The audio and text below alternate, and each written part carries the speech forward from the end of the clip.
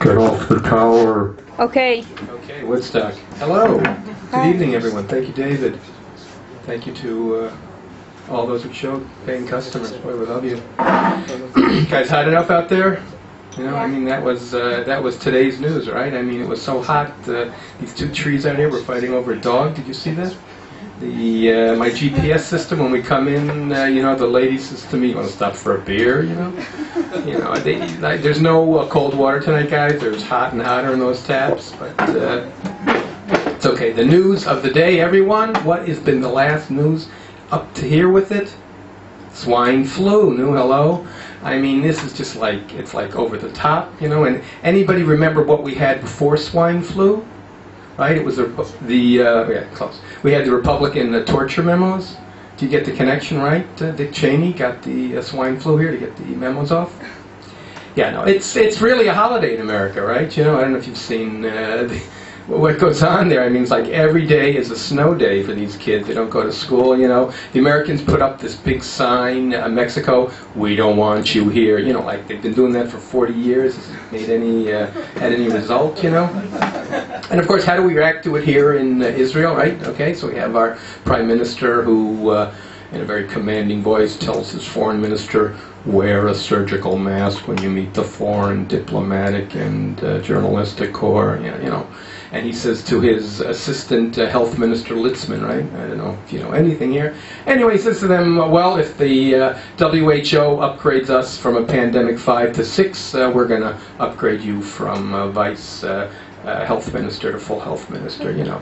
And of course, as you expect in the Israeli variation of this, we got our own strain of this virus, right? It was called the Independence Day flu, right? You know, the symptoms were an expanded stomach, you know, smell of smoke, repsine, but okay, this too will pass.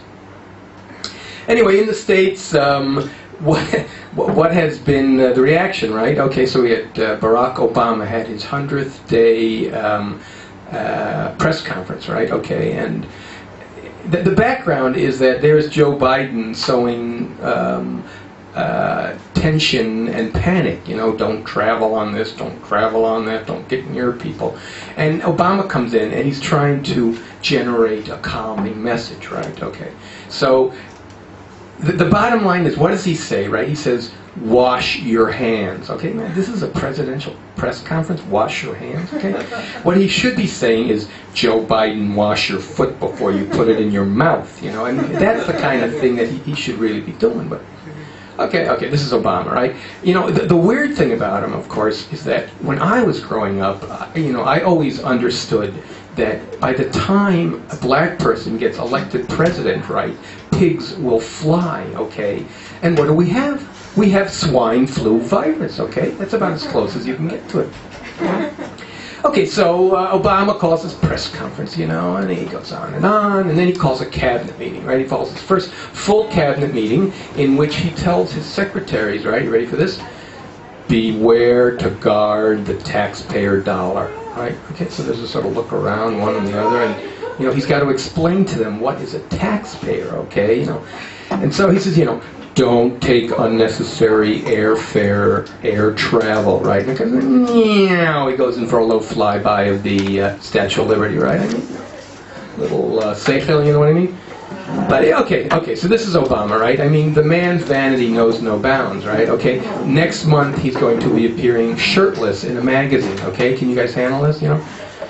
I think Americans can identify with, because many of them have in fact lost their shirt, you know? I mean, it's really a true tragedy, okay? And I think I speak for many people when I say, thank God Hillary wasn't elected, okay? I mean, this would have been a real disaster, okay? So, you know, Obama has this vanity, okay, and I think it's exceeded only by that of his wife, Michelle, okay? I don't know how much you know about what's been going on, but she has a wardrobe, okay? She wears these $2,000 worth of schmatas to plant a tree, okay? If you can handle that. And then she wears these $550 plus tax sneakers, okay, to go to a soup kitchen, okay? I mean, this is a woman who doesn't understand, okay? And so the Obamas have planted a vegetable garden in the White House, okay? So you know that the situation is bad if the president has to plant such a garden, okay? I will grant you they are the only people in public housing in America who send their kids to a private school, but it's still, the whole thing gives you a bad taste about what's going on there. But okay, this is Obama, this is America. The times are really tough, okay? I mean, like even Bernie Madoff, right, who is turned 71 in jail, okay? For the first time in his life he was in jail. Now he's only got another 149 birthdays to go, and then, you know, he'll get out, right? But the problem with Bernie, of course, getting a present from is, what do you give to a guy who's stolen everything? I mean, there's just basically nothing left, okay? I mean, it's really tough. You know, last week was Take Your Child to Work Day, okay? I don't know how much of you know the background of this, but it used to be Take Your Daughter to Work, and then, of course, political correctness meant Take Your Child to Work. And of course, in today's economic reality, it's take your kid to where you used to work day, okay? I mean, you know, mom and dad didn't always sit around the house in their underwear. I mean, they at one point they did go out and work, you know. I mean, it's really tough. You know, they're revitalizing Who Wants to Be a Millionaire, okay? But of course, in this day and age, it's who wants $5 and a taco, you know? I mean, it's just a different era, you know? You gotta just go with the flow, okay? But these are people who are far away from us here, okay? Now, I don't know how many of you know it, but we got a big week coming up here in Israel, okay? Who's coming? Yeah, Pope Benedict, right? Pope Benedict, okay?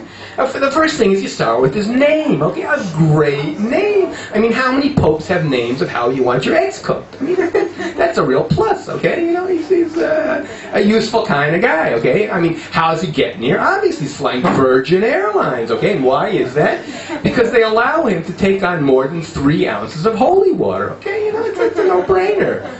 Okay, but, you know, he's a good guy, okay? I mean, he lashes out at conspicuous consumption, like all good liberal theologues, okay? And then he puts down his jewel-encrusted scepter, and then he goes into his Pope-mobile, and he rides off to his one-person stage, you know? I mean, this is the Pope, okay? You know, the movie, you know, he's going to come here, right, and he's going to go up to Tiberias, and the mayor of Tiberias is ready for him, right, because with this water crisis, he's going to let the Pope walk by himself across the entire Sea of Galilee. This is really quite an accomplishment. Usually, you know, the usual story of the Christian pilgrims when they come is that they come to Tiberias, and they go to the boatman, and they say, you know, we'd like to ride on the lake, okay, and so the boatman says to them, $200. And they say, you know, $200 for a lousy ride on the lake. And so the boatman says, yeah, but this is holy water. Jesus walked on it. And they say, you know what? At that price, I understand why. Anyway, the Pope is going to have a good time here, and we hope to show him the best of Israel. Thank you very much. It's been a lovely audience. Levinson. Yes, Pinchas.